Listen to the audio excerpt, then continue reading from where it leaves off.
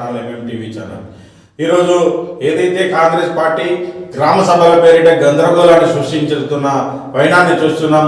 ఎక్కడ గ్రామ సభలో అయినా గందరగోళం, ప్రజాప్రతినిధులను ప్రజల నుండి వచ్చే వ్యతిరేకతను మూటగట్టుకుంటూ ఈ కాంగ్రెస్ సర్కార్ ఇచ్చిన 6 గ్యారంటీల హామీలను అమలు పరచడంలో విఫలమై ప్రజల్లో చిచ్చు పెట్టే ఒక ప్రయత్నమే చేస్తుంది తప్పితే పరిష్కార మార్గాలను అన్వేషించడంలో మాత్రం పూర్తిగా విఫలమైంది. ఏదైతే నిరుపేదలు అధికారుల కాలు మొక్కే దుస్థితికి తీసుకొచ్చింది ఈ కాంగ్రెస్ పార్టీ. నాడు ఇంట్లో ఉంటే అర్హులైతే వారికి రైతు బంధు కానీ రైతు బీమా కానీ మరే ఇతర లబ్ధి పొందాలన్నా కూడా డైరెక్ట్గా బ్యాంక్ ద్వారా డైరెక్ట్గా అకౌంట్లోకి నేరుగా లబ్ధిదారు అకౌంట్లోకి చేరిన దుస్థితి. కానీ నేడు అధికారుల పర్యవేక్షణలో ఈరోజు అధికారుల కాలు మొక్కే దుస్థితికి తీసుకొచ్చిన ఈ కాంగ్రెస్ ప్రభుత్వం ఏదైతే లబ్ధిదారుల ఎంపిక ప్రక్రియ కోసం మొదటగా అప్లికేషన్, మళ్ళా వెరిఫికేషన్తో పాటుగా ఈరోజు నాలుగు రకాల లబ్ధిదారుల ఎంపిక ప్రక్రియ కోసం గ్రామ సభలు నిర్వహించిన పరిస్థితి చూస్తుంటే ఈ గ్రామ సభలలో వస్తున్న తీవ్ర వ్యతిరేకతను తట్టుకోలేక ముఖ్యమంత్రి గారి మంత్రులు ఎక్కడ కూడా కనబడకుండా అంతర్గతంగా ఉంటున్న పరిస్థితులు చూస్తూనే ఉన్నాం. బగ్గుమన్న తెలంగాణ, తిరగబడ్డ తెలంగాణ మళ్ళీ చూస్తాం అనుకోలేదు. ఆ రోజు అప్పుడు రచ్చబండ కార్యక్రమంలో ఏదైతే రచ్చ జరిగేదో మళ్ళీ అదే పరిస్థితులను ఆనవాయితీని కొనసాగిస్తున్న కాంగ్రెస్ సర్కార్ మభ్యపెట్టే ధోరణి తప్పితే పరిష్కార మార్గాలు, లబ్ధిదారుల ఎంపికకు లబ్ధి చేకూర్చే ఏ ఒక్క పనిని నిర్వహించడం లేదనేది నగ్న సత్యం. ఏదేమైనప్పటికీ కూడా ఏదైతే కాంగ్రెస్ ప్రభుత్వం ఏర్పడిన నాటి నుండి నేటి వరకు కూడా అబద్ధాలు అవలవోకగా చెప్తూ హామీల పేరిట నయవంచన చేసి గద్దెరెక్కిన కాంగ్రెస్ సర్కార్ ప్రజలకు తప్పుదోవ పట్టిస్తూనే ఉంది. పక్కదారి పట్టిస్తూ వారి యొక్క మభ్య పెడుతున్న పరిస్థితిని మనం చూస్తూనే ఉన్నాం. ఏదైతే రైతు రుణమాఫీకి కావాల్సిన అందరికీ రుణమాఫీ 2 లక్షల లోపు చేస్తామని చెప్పి రేషన్ కార్డు నిబంధన పెట్టి ప్రతిబంధకాన్ని సృష్టించి అందరికీ కాకుండా కొందరికే చేసిన దుస్థితిని మనం చూసాం. అలాగే ఈరోజు ఏదైతే లబ్ధిదారుల ఎంపిక ప్రక్రియలో ఏదైతే ఇందిరమ్మ ఆత్మీయ భరోసా కార్యక్రమంలో భాగంగా భూమి లేని నిరుపేదలకు 12,000 రూపాయలు ఇస్తామని చెప్పి ఆ లబ్ధిదారుల ఎంపిక ప్రక్రియలో ఏదైతే ఉపాధి హామీ పథకంలో 25 రోజులు పనిచేసి ఉండాలని, వారికి ఎటువంటి భూమి ఉండద్దని ఒక నిబంధనను పెట్టి పథకానికి తిరోధకాలు వదిలి ఏదో 3-4 ఇచ్చి మేము ఇచ్చామని గొప్పలు చెప్పుకునే పరిస్థితికి మాత్రమే కనబడుతుంది. ఏదైతే ఇందిరమ్మ ఇల్లు మరి నియోజకవర్గానికి ఎన్ని ఇస్తారు, మరి అప్లికేషన్లు ఎన్ని వచ్చినాయి, అప్లికేషన్ ప్రకారం భూమి లేని నిరుపేదలకు మరి భూమి ఇచ్చి ఇల్లు కట్టిస్తామన్న కాంగ్రెస్ సర్కార్ ఇప్పుడు ప్రథమంగా భూమి ఉండి ఇల్లు లేని పేదలకు మాత్రమే ఇస్తామనడంలో ఆంతర్యం ఏమిటని ప్రజలు గుసగుసలాడుతున్నారు. ఓడదాటాక ఓడదాటాక బోడమలన్న పరిస్థితి ఈ కాంగ్రెస్ సర్కార్ అధికారంలోకి రాకముందు అది చేస్తాం ఇది చేస్తామని చెప్పి ప్రజలను మభ్యపెట్టి ఈరోజు స్వయంగా అధికారంలోకి వచ్చిన దుస్థితిలో ఈ పరిస్థితులు నెలకొన్నాయని ప్రజలు తిరగబడుతున్న పరిస్థితులను మనం గమనిస్తూనే ఉన్నాం. ఏదైతే 6 గ్యారంటీల పేరిట అబద్ధ హామీలను ఇచ్చి గద్దెనెక్కిన రేవంత్ కాంగ్రెస్ సర్కార్ ఈ ప్రజలను ప్రతి క్షణం నయవంచన చేస్తుందనడంలో ఎటువంటి విస్మయం లేదు. ఏదైతే మీరు ఇస్తానన్న ఇందిరమ్మ ఇల్లును అందరికి ఇస్తారా, కొందరికే ఇస్తారా, లేకపోతే మీ కాంగ్రెస్ పార్టీ నాయకులు చెప్తున్నట్టుగా మరి కార్యకర్తలు, నాయకులు, ఎమ్మెల్యేలకు చెప్పిన వారికే మరి లబ్ధిదారులను ఎంపిక చేస్తామనడంలో మరి మీ భారతదేశానికి, భారతదేశ రాజ్యాంగానికి మరి ఏ విలువనిస్తున్నట్టు ఏదైతే మీరు ప్రమాణ స్వీకారం చేసిన రోజు రాగద్వేషాలకు అతీతంగా మా పరిపాలన కొనసాగుతుందని చెప్పిన మీరు మరి రాగం ద్వేషంతో కూడిన ఈ పరిపాలన చూస్తుంటే మీరు ప్రమాణ స్వీకారం చేసిన భారత రాజ్యాంగం పట్ల కానీ భారతదేశ సార్వభౌమాధికారం పట్ల కానీ మీకు ఏ మాత్రం మరి గొప్పగా మీరు ఆలోచించడం లేదనడంలో ఎటువంటి అశక్తి లేదు. ఏదైతే మీరు ఇస్తానన్న హామీలను మరి మీరు ఎమ్మెల్యే కాంగ్రెస్ పార్టీ కార్యకర్తలకి ఎమ్మెల్యేలు, మంత్రులు, ముఖ్యమంత్రి లేదా ఈ తెలంగాణ ప్రాంతం మొత్తానికి ఎమ్మెల్యేలు ముఖ్యమంత్రి లేదా నియోజకవర్గాలకు ముఖ్యమంత్రి కాదా మరి ఒకసారి మీరు ఆత్మవిమర్శ చేసుకోవాలి. మరి మీరు ఏదైతే బహిరంగంగా ఎమ్మెల్యేలు, మంత్రుల స్థాయిలో మాట్లాడుతున్న ఈ పరిస్థితులను చూస్తుంటే కాంగ్రెస్ పార్టీకి మాత్రమే మీరు అధికారంలో ఉన్నట్టు, మిగతా వారికి మరి మీకు సంబంధం లేదా? ఈ తెలంగాణ ప్రజల్లో మిగతా జీవించే ఏ ప్రజలను మీరు పట్టించుకోరా? న్యూట్రల్లో ఉన్న వ్యక్తులు కానీ, బీజేపీ కానీ, బీఆర్ఎస్ కానీ, ఇటు సిపిఐ, సిపిఎం, వామపక్షాలు కానీ మరే ఇతర పార్టీలకు సంబంధించిన ప్రజలు కాదా మరి తెలంగాణ ప్రజలను మీకు ఒకసారి సమాధానం చెప్పాలి. ఏ విధంగానైతే మీరు మాట్లాడుతున్న దుస్థితి ఈ దయనీయ పరిస్థితులలో మీరున్నారు. మరి మీకు రాజ్యాంగం పట్ల కానీ ప్రాంత ప్రజల పట్ల కానీ వచ్చింది విశ్వాసం కానీ ఏది లేదనడంలో తేటతెల్లం అయిపోయింది. ఇప్పటికైనా మీరు లబ్ధిదారులను ఎంపిక చేసే ప్రక్రియలో మరి ఇది మభ్యపెట్టే ధోరణి లేకపోతే నిజంగా లబ్ధి చేకూర్చే ధోరణి ఒకసారి ఆత్మవిమర్శన చేసుకొని ఊరికి ఎన్ని వస్తాయి, ఎన్ని ఇవ్వడం జరిగింది, ఎంతమంది లబ్ధిదారులను మీరు గ్రామ సభలో గుర్తించారు, ఆ గుర్తించిన లబ్ధిదారుల యొక్క వివరాలను మీరు నోటీస్ బోర్డులో అంటించి అక్కడ వివరాలను తెలిపాల్సిన పరిస్థితి ఉంది. కానీ అధికారులు వచ్చి లిస్టులు మొత్తం చదివి మళ్ళా మేము లిస్టును పైకి పంపించిన అనడంలో ఆంతర్యం ఏంటనేది ఒకసారి మరి గుర్తిరగాలి. ఇప్పటికైనా ప్రజల నుంచి తీవ్ర ఆగ్రహావేశాలు ఉవ్వెత్తుతున్నాయి.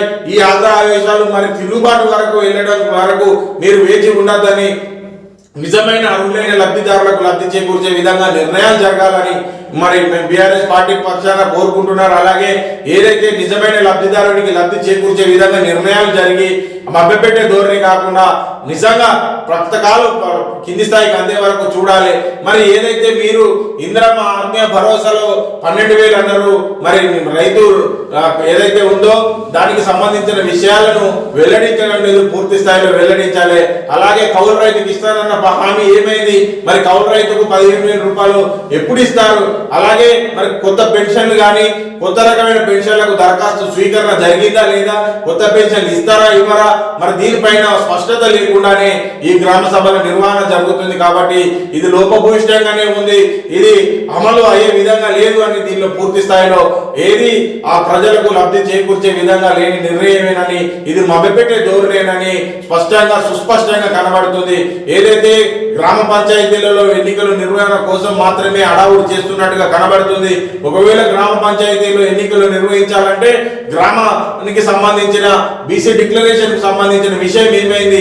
మరి నోటిఫికేషన్ ఇస్తారా ఇయ్యరా? ఊగిసలాట వస్తుంది, అదిగో వస్తుంది, ఇదిగో వస్తుందని పేపర్లలో అడ్వర్టైజ్లలో లీకేజీలు ఇస్తూ ఈ లీకేజీ ప్రభుత్వం కొనసాగుతుంది. మరి స్థానిక సంస్థల ఎన్నికలు నిర్వహణ ప్రతిష్టంగా జరగాలి అంటే ముందుగా బీసీ డిక్లరేషన్ సంబంధించిన విషయాన్ని తేటతెల్లం చేయాలి. అలాగే కొత్త గ్రామ పంచాయతీలకు సంబంధించిన నోటిఫికేషన్లు రిలీజ్ కావాలి, వాటి బౌండరీ ఫిక్స్ కావాలి. అలాగే ఎన్ని కొత్త గ్రామ పంచాయతీలు ఎన్ని కొత్త మండలాలు ఏర్పడిందన్న విషయం పైన పూర్తిగా బయటికి వచ్చిన తర్వాతనే ఎన్నికల నిర్వహణ పోవాల్సిన పరిస్థితి ఉంది. ఒకవేళ బీసీ డిక్లరేషన్ సంబంధించిన బీసీ కమిషన్ ఏర్పాటు చేసిన మీరు ఆ బీసీ స్థాయి సంఘానికి సంబంధించిన పూర్తి సమాచార స్వీకరణ జరిగిందా లేదా? ఒకవేళ మీరు నిజంగా హామీ ఇచ్చిన ప్రకారం 40% పైగా బీసీ అవకాశాలు కల్పిస్తాం బీసీలకు అని చెప్పిన మీరు బీసీలకు నిజంగానే అవకాశం కల్పిస్తారా లేదా తుత్తు మంత్రంగా కొనసాగుతుందా అనే విషయాన్ని మరి అందరూ గమనిస్తూనే ఉన్నారు.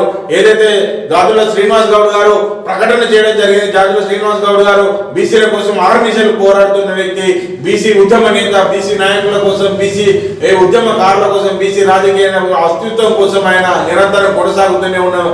ఆయన ఏదైతే కొనసాగిస్తున్నాడో దాని ప్రకారంగా మరి బీసీలకు అవకాశాలు కల్పించే విధంగానే ప్రభుత్వం నిర్ణయం తీసుకున్న తర్వాత స్థానిక సంస్థల ఎన్నికలకు వెళ్లాలని ఆయన పలు సందర్భాల్లో డిమాండ్ చేసిన పరిస్థితి.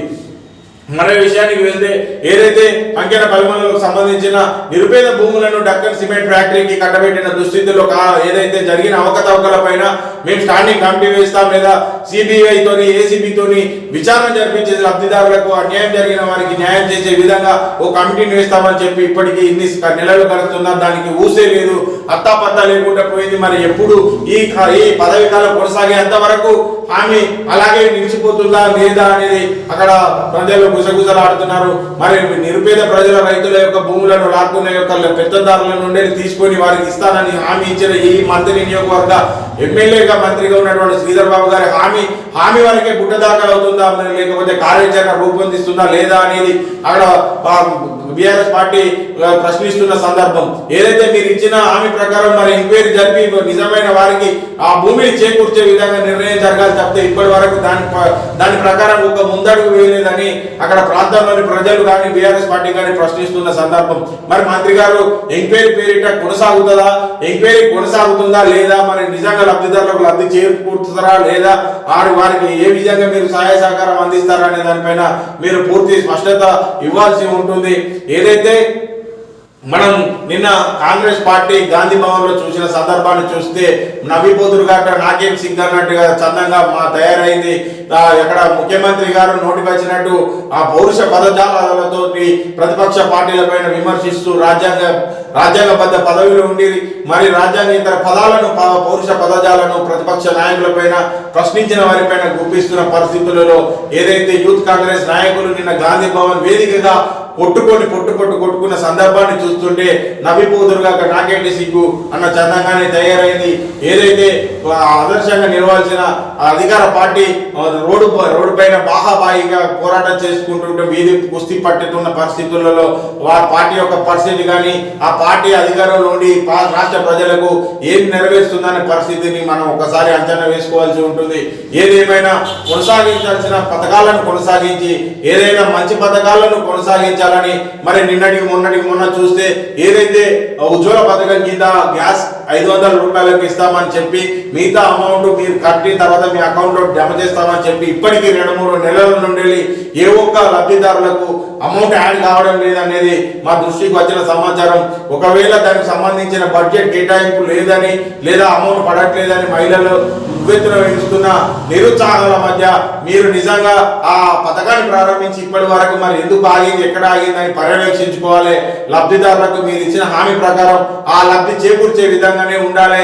ఏదైతే మీరు 500లకు గ్యాస్ సిలిండర్ అని చెప్పి హామీ ఇచ్చి దాన్ని అమలు పరచడానికి కొన్ని రోజులు కొనసాగించి మరి ఇప్పుడు ఆపివేసిన దుస్థితిని చూస్తుంటే మీరు ముందు ఈ పథకాలన్నీ కొనసాగుతాయా లేదా అని ప్రజలలో కిచెన్తో అనుమానంతో వాళ్ళు అనుమానిస్తున్న సందర్భాలు ఏదైతే మనం చూస్తూనే ఉన్నాం. మరి ప్రతిపక్ష పార్టీలు విమర్శిస్తున్నట్టుగా స్థానిక సంస్థల ఎన్నికల తర్వాత మీరు మరి ఇచ్చిన హామీలను కొనసాగుతున్న హామీలను కూడా నిలిపివేస్తారా లేదా కొనసాగిస్తారా, కొత్త హామీలను ఏమైనా ఇవ్వగలుగుతారా లేదా ఇప్పుడు ఆపిన హామీలను కంటిన్యూషన్ చేస్తారా అనేది మీరు పూర్తి వివరణ ఇవ్వాల్సి ఉంటుంది. ఏదేమైనప్పటికీ ప్రజలకు భయాందోళన మధ్య గందరగోళాల మధ్యలో ఈ గ్రామ సభలు గందరగోళ సభలుగా మారిపోయాయి. ఈ గ్రామ సభల్లో ప్రజల నుంచి వచ్చే వ్యతిరేకతను కాంగ్రెస్ పార్టీ మూటగట్టుకున్నది. రాబోయే రోజుల్లో దానికి తగిన మూల్యం చెల్లించుకుంటుందని బీఆర్ఎస్ పార్టీ విమర్శిస్తున్న తీరును చూస్తుంటే ఈ ప్రజలలో పెళ్లుబిక్కిన ఏదైతే ఆగ్రహ ఆవేశాలను చూస్తుంటే నిజమే అనిపిస్తున్న సందర్భం. ఏదేమైనా నిజమైన లబ్ధిదారులకు ఎంపిక చేసి మీరు ఇస్తానన్న హామీలన్నింటినీ తక్షణమే అమలు చేయాలని కోరుకుంటూ నేను మీ Anil Bommagani welcome to our channel. నమస్కారం.